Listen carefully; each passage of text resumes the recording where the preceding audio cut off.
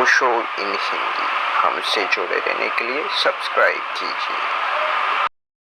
कभी भी कविता बनाए तो कविता से अलग हो जाता है, मूर्तिकार मूर्ति बनाए मूर्ति से अलग हो जाता है। मां बेटे को जन्म दे, जन्म देते ही अलग हो जाती।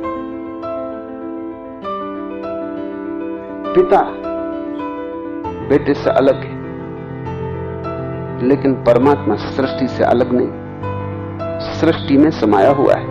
अगर ठीक ठीक तुम्हारी भाषा का उपयोग न किया जाए तो कहना होगा the creator is the creation. वो जो सृष्टा है सृष्टि है। और भी अगर ठीक कहना हो तो the creator is nothing but the creativity. सृष्टा सृजन की प्रक्रिया है, वो स्वयं सृजन है। इसलिए नानक कहते हैं कुछ छोड़ के कहीं भागना नहीं, जहां तुम हो वहीं वो छिपा है। तो नानक ने एक अनूठे धर्म को जन्म दिया जिसमें गृहस्थ और सन्यासी एक है, और वही आदमी अपने को सिख कहने का हकदार है जो गृहस्थ होते हुए सन्यासी हो, सन्यासी होते हुए गृहस्थ हो। सिर के बाल बढ़ा लेने से, पगड़ी बांध लेने से कोई सिख नहीं होता। सिख होना बड़ा कठिन है, गृहस्थ होना आसान है, सन्यासी होना आसान है। छोड़ दो, भाग जाओ जंगल। सिख होना कठिन, क्योंकि सिख का अर्थ है सन्यासी गृहस्थ एक साथ रहना, घर में और ऐसे रहना जैसे नहीं हो, रहना घर में और ऐसे रहना जैसे हिमालय पर हो, करना दुकान लेकिन याद परमात्मा की रखना, गिनना रुपये नाम उसका लेना। नानक को जो पहली झलक मिली परमात्मा की, जिसको सतोरी कहें, इस नदी में 3 दिन डूबकर तो जो घटना घटी वो समाधि की है। उसके बाद तो वे परम पुरुष हो गए, पर उसके पहले अनेक छोटी छोटी झलकें मिली। जो पहली झलक नानक को मिली वो मिली एक दुकान पर, जहां वो तराजू से गेहूं और अनाज तौल रहे थे। अनाज तौल के किसी को दे रहे थे। तराजू में भरते और डालते कहते 1, 2, 3, 10, 11, 12, फिर पहुंचे वो 13। पंजाबी में 13 का जो रूप है वो 13। उन्हें याद आ गई परमात्मा की। 13 दाइन दाऊ, धुन बन गई। फिर वो तौलते गए, लेकिन संख्या 13 से आगे ना बढ़ी। भरते तराजू में डालते हो कहते 13, भरते तराजू में डालते हो कहते 13, क्योंकि आखिरी पड़ाव आ गया। 13 के आगे कोई संख्या है, मंजिल आ गई। 13 पर सब समाप्त हो गए। लोग समझे कि पागल हो गए। लोगों ने रोकना भी चाहा, लेकिन वो तो किसी और लोक में, वो तो कहे जाते हैं 13, डाले जाते हैं तराजू से, तौले जाते हैं और 13 से आगे नहीं बढ़ते। 13 से आगे बढ़ने को जगह भी कहां है? 2 ही तो पड़ाव हैं, या तो मैं या तू। मैं से शुरुआत है, तू पर समाप्ति है। नानक संसार के विरोध में नहीं है, नानक संसार के प्रेम में है, क्योंकि वो कहते हैं कि संसार और उसका बनाने वाला 2 नहीं। तुम इसे भी प्रेम करो, तुम इसी में से उसको प्रेम करो, तुम इसी में से उसको खोजो। तो नानक जब युवा हुए और घर के लोगों ने कहा शादी कर लो, तो उन्होंने नहीं न कहा। सोचते तो रहे होंगे घर के लोग कि ये नहीं कहेगा, क्योंकि बचपन से ही इसके ढंग के नहीं थे। नानक के बाप तो परेशान ही रहे, उनको कभी समझ में ना आया कि क्या मामला है। भजन में, कीर्तन में, साध संगत में भेजा बेटे को सामान खरीदने दूसरे गांव। 20 रुपए दिए थे, सामान तो खरीदा, लेकिन रास्ते में साधु मिल गए, वो भूखे थे। बाप ने चलते वक्त कहा था सस्ती चीज खरीद लाना और इस गांव में आके महंगे बेच देना, यही धंधे का गुर है। दूसरे गांव से सस्ते में खरीदना, यहां आके महंगे में बेच देना, यहां जो चीज सस्ती हो खरीदना, दूसरे गांव में महंगे में बेच देना, यही लाभ का रास्ता है। तो कोई ऐसी चीज खरीद के लाना जिसमें लाभ हो। नानक लौटते थे, खरीद कर मिल गई साधुओं की एक जमात, वो 5 दिन से भूखे थे। नानक ने पूछा कि भूखे बैठे हो, उठो कुछ करो, जाते क्यों नहीं गांव में? उन्होंने कहा यही हमारा व्रत है कि जब उसकी मर्जी होगी वो देगा। तो हम आनंदित थे, भूख से कोई अंतर नहीं पड़ता। तो नानक ने सोचा कि इससे ज्यादा लाभ की बात क्या होगी कि इन परम साधुओं को ये भोजन बांट दिया जाए जो मैं खरीद लाया हूं। बाप ने यही तो कहा था कि कुछ काम लाभ का करो। बांट दिया। साथी था साथ में, मित्र था साथ में, उसका नाम बाला था। उसने कहा क्या करते हो, दिमाग खराब हुआ है? नानक ने कहा यही तो कहा था पिता ने कि कुछ लाभ का काम करना है, इससे ज्यादा लाभ क्या होगा। बांट के बड़े प्रसन्न घर लौट आए। इसलिए कहता हूं ढंग के न थे। बाप ने कहा कि मूर्ख, ऐसे कहीं धंधा हुआ है, तू बर्बाद कर देगा। और नानक ने कहा कि आप नहीं सोचते इससे ज्यादा लाभ की और क्या बात होगी? लाभ कमा के लौटा हूं, लेकिन ये लाभ किसी को दिखाई नहीं पड़ता था। नानक के पिता कालू मेहता को तो बिल्कुल दिखाई नहीं पड़ता था। उनको तो लगता था लड़का बिगड़ गया, साध संगत में बिगड़ा, होश में नहीं। सोचा कि शायद स्त्री से बांधने से कुछ राहत मिल जाएगी। अक्सर ऐसा लोग सोचते। सोचने का कारण है क्योंकि सन्यासी स्त्री को छोड़ के भागते। तो अगर किसी को ग्रस्त बनाना हो तो स्त्री से बांधो। पर नानक पे ये तरकीब काम ना आई क्योंकि ये आदमी किसी चीज के विरोध में न था। बाप ने कहा शादी कर लो। नानक ने कहा अच्छा। शादी हो गई लेकिन इसके ढंग में कोई फर्क न पड़ा। बच्चे हो गए लेकिन इसके ढंग में कोई फर्क न पड़ा। इस आदमी को बिगाड़ने का उपाय ही न था क्योंकि संसार और परमात्मा में इससे कोई भेद न था। तुम बिगाड़ोगे कैसे? जो आदमी धन छोड़ के सन्यासी हो गया, बिगाड़ सकते हो, धन दे दो। जो आदमी स्त्री छोड़ के सन्यासी हो गया, एक सुंदर स्त्री को उसके पास पहुंचा दो, बिगाड़ सकते हो। लेकिन जो कुछ छोड़ के ही नहीं गया उसको तुम कैसे बिगाड़ोगे? उसके पतन का कोई रास्ता नहीं है। नानक को भ्रष्ट नहीं किया जा सकता। इसलिए मैं भी पक्ष में हूं कि सन्यासी तो नानक के ही होने चाहिए, क्योंकि सन्यासी वही परम जिसको भ्रष्ट न किया जा सके। भ्रष्ट तुम उसी को न कर सकोगे जो ठीक तुम्हारे संसार में बैठा है और फिर भी वहां नहीं है। तुम उसे कैसे भ्रष्ट करोगे? उसने सब उपाय तोड़ दिए। वो परमात्मा जिसे नानक कहते हैं कर्ता पुरुष, भय से रहित, क्योंकि भय तो वही होता है जहां दूसरा हो। पश्चिम में ज्ञापाल सात्र का एक वचन बहुत प्रसिद्ध हो गया है। वो वचन है द अदर इज हेल, दूसरा नरक है। तुम्हारा भी अनुभव यही है। कितनी बार तुम नहीं चाहते हो कि अकेला छूट जाऊं? दूसरा उपद्रव है। मित्र हो तो थोड़ा कम उपद्रव है, शत्रु हो तो थोड़ा ज्यादा उपद्रव है, अपना हो तो थोड़ा कम उपद्रव है, पराया हो तो ज्यादा उपद्रव है, लेकिन दूसरा उपद्रव है। भय क्या है? दूसरे का भय है। कोई छीन न ले, कोई सुरक्षा न तोड़ दे। फिर मौत आ रही, वो भी दूसरी है। बीमारी आ रही, वो भी दूसरी है। भय क्या है? तुम दूसरे से घिरे हो, यही तुम्हारा नरक है। द अदर इज हेल, दूसरा नरक है। लेकिन तुम दूसरे से बचोगे कैसे? हिमालय पे भी जाके बैठ जाओ तो भी तुम अकेले ना हो पाओगे। बैठोगे वृक्ष के नीचे, कौआ बीट कर देगा, गुस्सा कौए पे आ जाएगा। बैठोगे, वर्षा आ जाएगी, धूप आ जाएगी। दूसरे से तुम भागोगे कहां? तुम जहां भी जाओगे तुम दूसरे को पाओगे, क्योंकि दूसरे से बचने का तो एक ही उपाय है कि तुम उस एक को खोज लो जहां कोई दूसरा नहीं रह जाता। फिर सब भय गिर जाता है।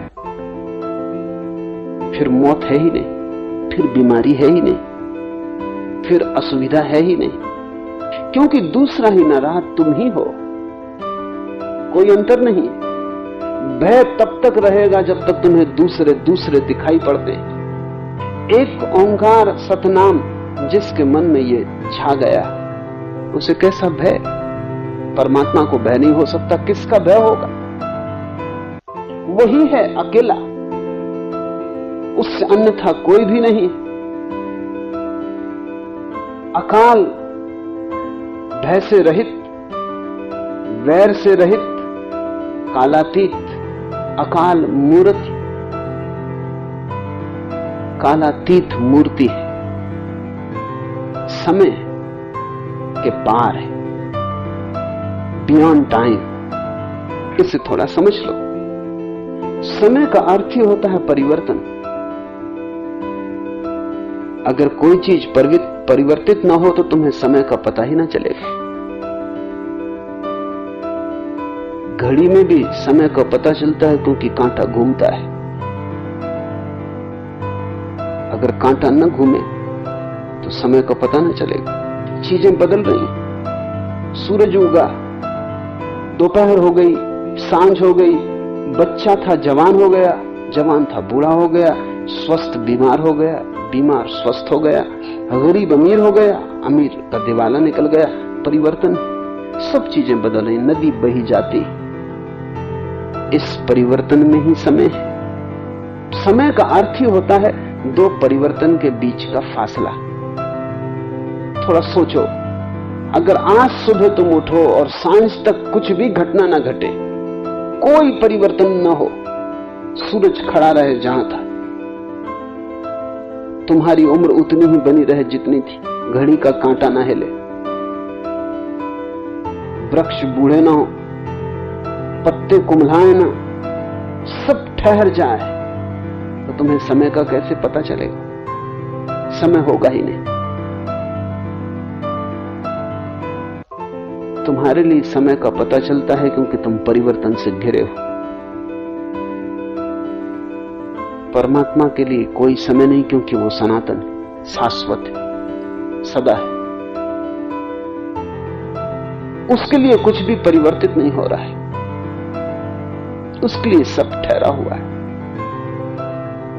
परिवर्तन अंधी आंख का अनुभव है। परिवर्तन ऐसे है क्योंकि हमें पूरा नहीं दिखाई पड़ रहा। अगर हमें पूरा दिखाई पड़ जाए तो हमें परिवर्तन समाप्त हो जाएगा। परिवर्तन के समाप्त होते ही समय खो जाता है। समय परिवर्तन को नापने का माध्यम है। परमात्मा के लिए सब वैसा का वैसा है, कुछ बदलता नहीं, सब ठहरा हुआ है। कालातीत, अकाल मूर्ति, अयोनि, स्वयंभू। वो किसी योनि से पैदा नहीं होता। परमात्मा का ना कोई पिता है ना कोई मां,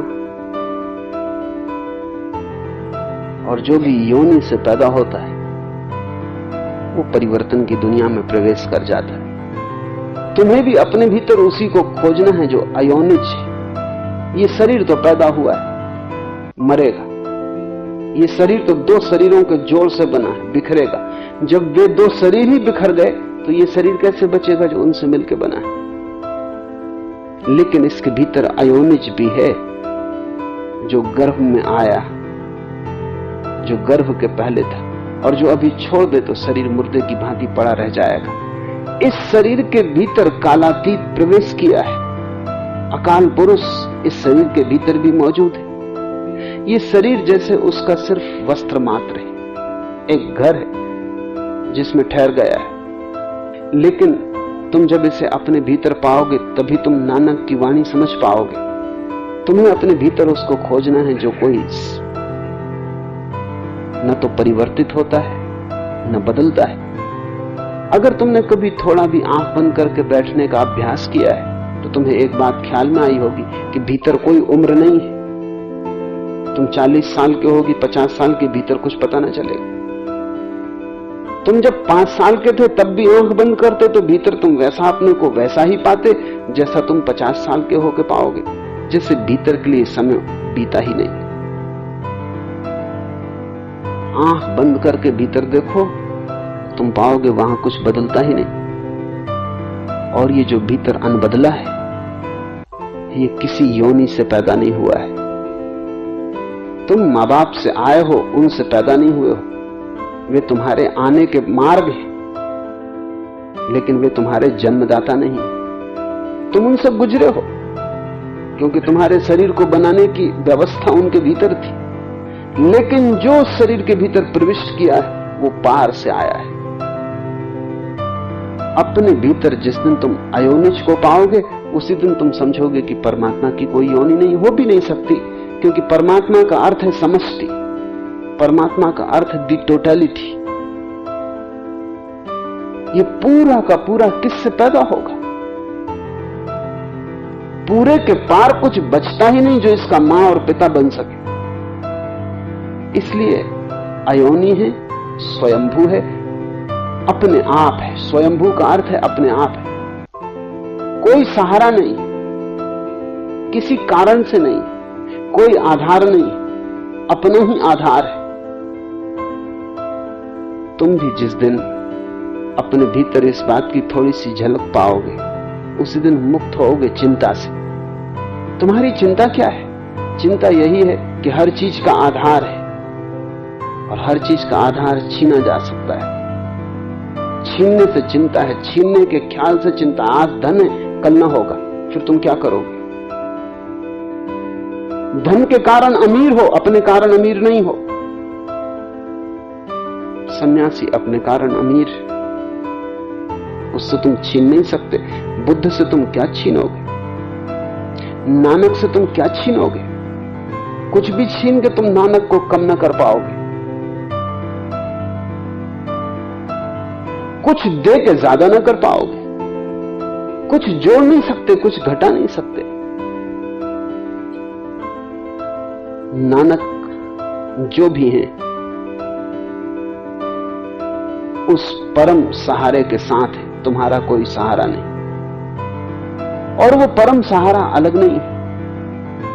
परमात्मा निराधार है, तुम भी निराधार हो। और जिस दिन तुम निराधार होने को राजी हो जाओगे, उसी दिन परमात्मा और तुम्हारा मिलन हो जाएगा।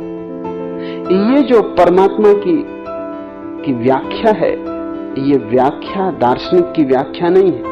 ये व्याख्या साधक के लिए, ताकि तुम समझ जाओ कि परमात्मा के ये लक्षण, और अगर तुम्हें परमात्मा को पाना है तो इन्हीं लक्षणों को तुम्हें अपनी साधना बना लेना। छोटे रूप में तुम्हें परमात्मा होने की कोशिश में लग जाना। जैसे जैसे तुम उसके समान होने लगोगे, वैसे वैसे तालमेल बैठने लगेगा, दोनों के बीच धुन बजने लगेगी। अयोनि स्वयंभू है, वह गुरु कृपा से प्राप्त होता है। क्यों कहते हैं गुरु कृपा से? क्या मनुष्य का अपना श्रम काफी नहीं? इस संबंध में एक सूक्ष्म बात समझ लेनी जरूरी है, क्योंकि नानक गुरु पर बहुत जोर देंगे। गुरु के बिना तो मिल ही नहीं सकता परमात्मा, वो कहेंगे। क्या कारण?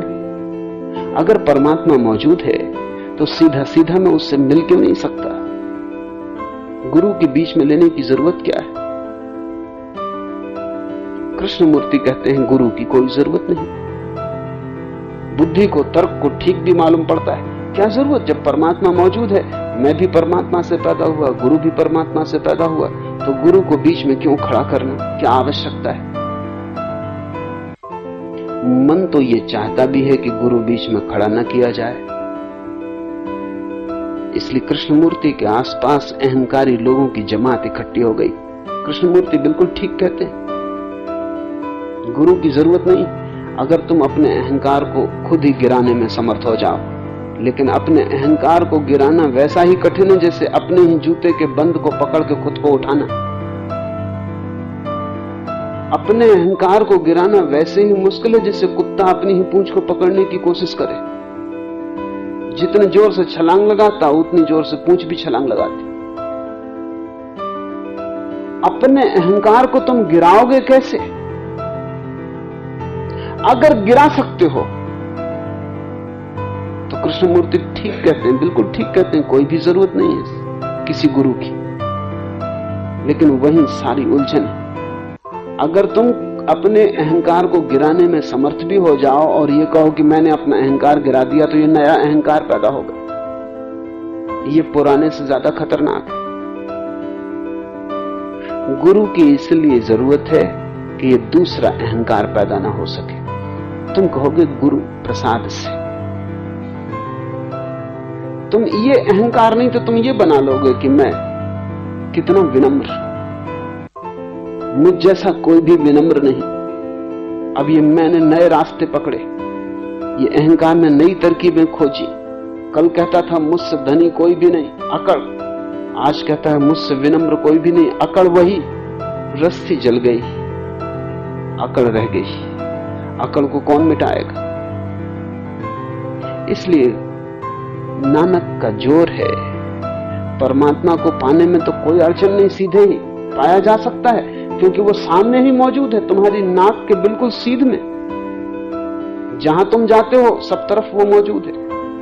लेकिन एक अड़चन है, और वो अड़चन ये है कि तुम भीतर खड़े हो, इसे तुम कैसे गिराओगे? इसलिए गुरु प्रसाद से साधक श्रम करेगा, लेकिन धारणा यही रखेगा, होगा गुरु के कृपा से। ये जो गुरु कृपा की धारणा है, ये तुम्हारे अहंकार को बनने ना देगी, पुराने को गिरा देगी, नए को बनने ना देगी। अन्यथा एक बीमारी जाती है, दूसरी उसकी जगह खड़ी हो जाती है। और इसलिए एक बड़े मजे की घटना घटी है। कृष्णमूर्ति के पास अहंकारियों की जमात इकट्ठी हो गई। वो जमात उन लोगों की है जो किसी के सामने झुकना नहीं चाहते। उनको बिल्कुल राहत मिल गई, किसी के चरण नहीं छूना चाहते, उनको बड़ा सहारा मिल गया। उन्होंने कहा गुरु की कोई जरूरत ही नहीं, हम खुद ही पालेंगे। और यही अड़चन है। अगर नानक जैसा व्यक्ति कृष्णमूर्ति के पास हो, रामकृष्ण जैसा व्यक्ति कृष्णमूर्ति के पास हो, तो कोई अड़चन नहीं। लेकिन जो लोग इकट्ठे होते वे वही लोग हैं जो अहंकार गिराने में असमर्थ हैं। इनको गुरु की जरूरत है। ये बड़े मजे की घटना है। कृष्णमूर्ति के पास जितने लोग हैं उनको गुरु की जरूरत है। नानक के पास जितने लोग थे बिना गुरु के भी पा सकते थे। कहोगे कि मैं पहेली खड़ी कर रहा हूं। नानक के पास जो लोग थे बिना गुरु के पा सकते थे, क्योंकि वो तैयार थे गुरु प्रसाद को स्वीकार करने को, वो तैयार थे अपने को छोड़ने को। पाया तो बिना गुरु के जाता है, लेकिन गुरु की धारणा तुम्हारे अहंकार को गिराने में सहयोगी हो जाती। तुम अकड़ से नहीं भरते, नहीं तो तुम कहोगे शीर्षासन करता हूं 3 घंटे, सुबह ध्यान करता हूं। एक पत्नी मेरे पास आई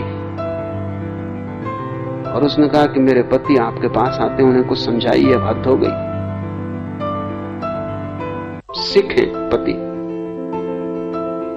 क्या हुआ? उसने कहा कि वो रात 2 बजे से उठाते और जप जी का पाठ शुरू कर देते, तो घर में सोना ही मुश्किल हो गया। न बच्चे सो सकते, न मैं सो सकता। और उनसे कुछ कहो तो वो कहते हैं कि तुम सब उठ के पाठ करो। क्या करना?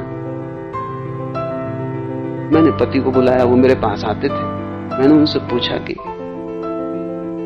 कब उठ के पाठ करते हैं? उन्होंने कहा कि बस सुबह प्रभात काल में, बस 2 बजे सुबह उठाता हूं।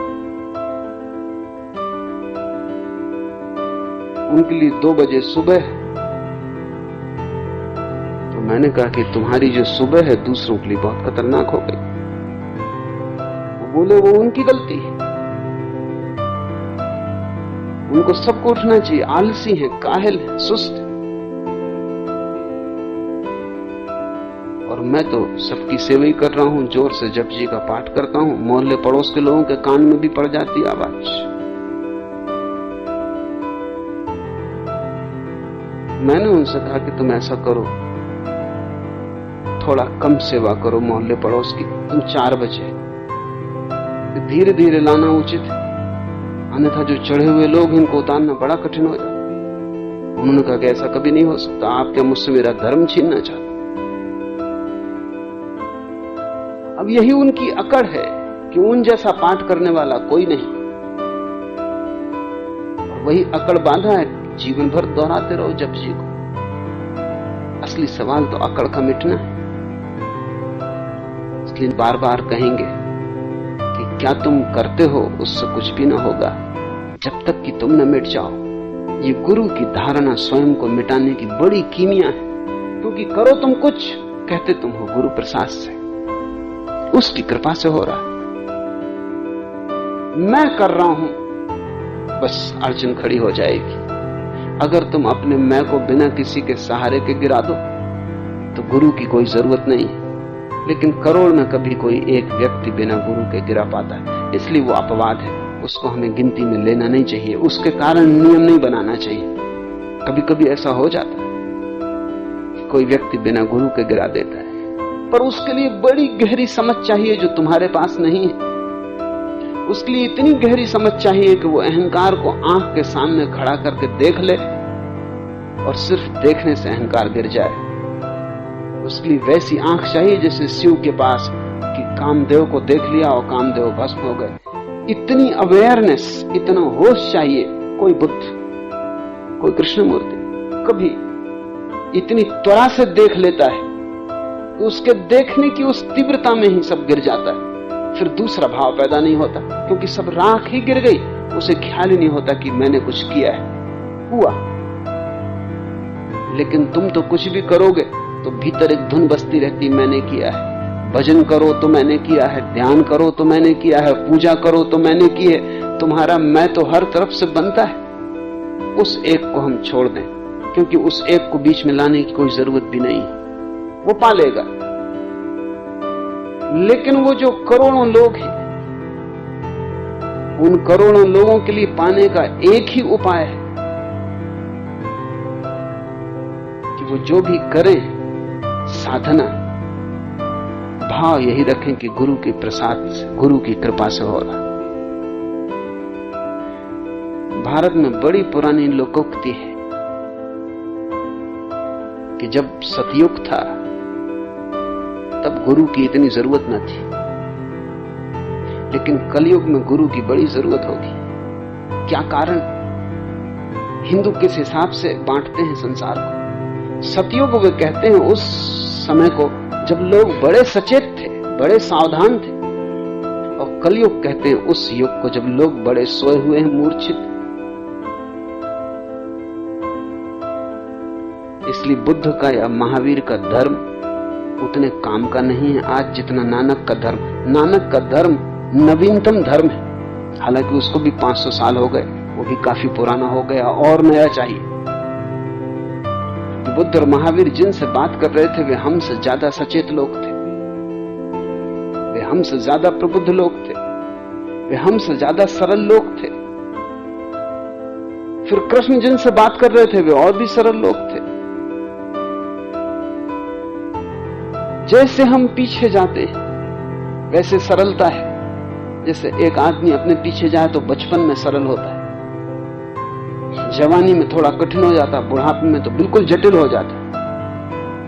बूढ़े आदमी से तो पार पाना ही मुश्किल है। उसे कुछ भी पता नहीं, लेकिन वो समझता है सब मुझे पता है। जिंदगी की टक्करें खाई हैं, इधर उधर गिरा है, कहता अनुभव बहुत है। ठीकरे इकट्ठे किए हैं, लेकिन वो सोचता है कि बड़े अनुभव से ज्ञान इकट्ठा कर लिया। बच्चा सरल, वो सतयुग है। बूढ़ा बहुत जटिल, वो कलयुग है। और बूढ़े की मूर्छा बढ़ती जाती, बढ़नी ही चाहिए, क्योंकि मौत करीब आ रही है। बच्चे का होश ताजा होता है क्योंकि अभी जीवन का स्रोत बहुत करीब है। बच्चा अभी परमात्मा से निकली लहर की भांति है, बूढ़ा धूल से भर गया, परमात्मा में गिरने के करीब है। बच्चा ताजा फूल है, बूढ़ा मुरझा गया, जाने के करीब है, जीवन ऊर्जा क्षीण हो रही। कलयुग का अर्थ है ऐसा समय जब अंत करीब आ रहा है, जिंदगी बूढ़ी हो गई। उस कलयुग में तो गुरु के बिना बिल्कुल ना हो सकेगा, क्योंकि तुम हर हालत में अपने अहंकार से भर जाओ। जब तुम छोटे छोटे काम करके अहंकार से भर जाते हो तो तुम साधना करके कैसे ना भरोगे। तुमने एक छोटा सा मकान बना लिया है, तुम अकड़े फिरते हो। कि तुमने एक तिजोरी भर ली, तुम अकड़े फिरते हो। जब तुम परम धन की खोज में जाओगे तो तुम्हारी अकड़ तो बहुत हो जाएगी। तो जो आदमी मंदिर जाता है, मस्जिद जाता है, उसकी अकड़ देखो, वो सबकी तरफ देखता है कि तुम सब नरक में पड़ोगे, सड़ोगे। मैं मंदिर जाता हूं रोज, तुम सब भ्रष्ट पापी। जो आदमी राम नाम ले लेता है वो समझता है कि बस स्वर्ग का द्वार उसके लिए निश्चित हो गया और शेष सब नरक में पड़ने वाले हैं। मूर्छा जितनी होगी उतनी गुरु की जरूरत है। इसको तुम ऐसा समझ लो, जितनी तुम्हारे जीवन में निद्रा हो उतना गुरु जरूरी, जितने तुम्हारे जीवन में जागृति हो उतना गुरु कम जरूरी। अगर तुम परिपूर्ण जागरूक हो, गुरु की बिल्कुल जरूरत नहीं। अगर तुम बिल्कुल सोए हो तो तुम अपने आप जगोगे कैसे? कोई तुम्हें हिलाएगा तो ही तुम जग सकते हो। तब भी डर है कि तुम करवट लेके सो जाओ। वह गुरु की कृपा से प्राप्त होता है। आदि सच, जुगादि सच, है भी सच, नानक होसी भी सच। वह आदि में सत्य है, युगों के आरंभ में सत्य है, अभी सत्य है। नानक कहते हैं वह सदा सत्य है, भविष्य में भी सत्य है। सत्य और असत्य की यही परिभाषा है। असत्य वो जो कभी नहीं था, अब है और कभी फिर नहीं हो जाएगा। असत्य का अर्थ है दो छोरों पर जो नहीं और बीच में है। सपना, सुबह तुम उठे तब खो गया, रात तुम जब सोए तब नहीं था। इसलिए तो सुबह तुम कहते हो सपना झूठा था, सच नहीं, क्योंकि सांझ नहीं था, सुबह फिर नहीं है। तुम्हारा ये शरीर एक दिन नहीं था, एक दिन फिर नहीं हो जाएगा। ये शरीर झूठा है। क्रोध आया, एक क्षण पहले नहीं था और घड़ी भर बाद फिर चला जाएगा। ये क्रोध सपना है, ये सच नहीं। जो सदा है वही सत्य है। और अगर तुम इसको धारणा को गहरे ले जाओ तो तुम्हारे जीवन में रूपांतरण हो जाएगा। उससे बहुत ज्यादा ग्रसित मत होना जो बदलता है। तुम उसी की तलाश करना जो अबदला, सदा स्थायी और स्थिर। कौन है तुम्हारे भीतर जो कभी नहीं बदलता? उसको ही खोजो। जरूर वो तुम्हारे भीतर है, क्योंकि सब बदलाहट उसी पे होती है। जैसे गाड़ी का चाक चलता है तो एक कील पे चलता है जो ठहरी रहती है। चाक चलता रहता है, कील ठहरी रहती। तुम कील को अलग कर लो, चाक फौरन गिर जाएगा। जो परिवर्तन हो रहा है वो भी शाश्वत के ऊपर हो रहा है। कील आत्मा की ठहरी हुई है, शरीर का चक्र घूम रहा है। जैसे ही कील अलग हुई चाक गिर जाता है। नानक कहते हैं आदि सच, जुगादि सच, है भी सच, नानक होसी भी सच। वही सत्य है, वही एक, क्योंकि वो पहले भी था, अभी भी है, कल भी होगा, सदा रहेगा और शेष सब सपना है। ये एक वचन अगर तुम्हारे मन में गहरा बैठ जाए, जब क्रोध आए तब दोहराना अपने मन में, आदि सच, जुगादि सच, है भी सच, नानक होसी भी सच। घृणा आए, लोभ आए, दोहराना। और ध्यान रखना कि जो अभी नहीं था, अभी हुआ, सपना है, खो जाएगा। इसमें ज्यादा ग्रसित होने की जरूरत नहीं, साक्षी भाव रखना। धीरे धीरे तुम पाओगे कि व्यर्थ अपने आप गिरने लगा, क्योंकि तुम्हारे उससे संबंध टूट गए और सार्थक का जन्म होने लगा, शाश्वत उठने लगा, संसार खोने लगा।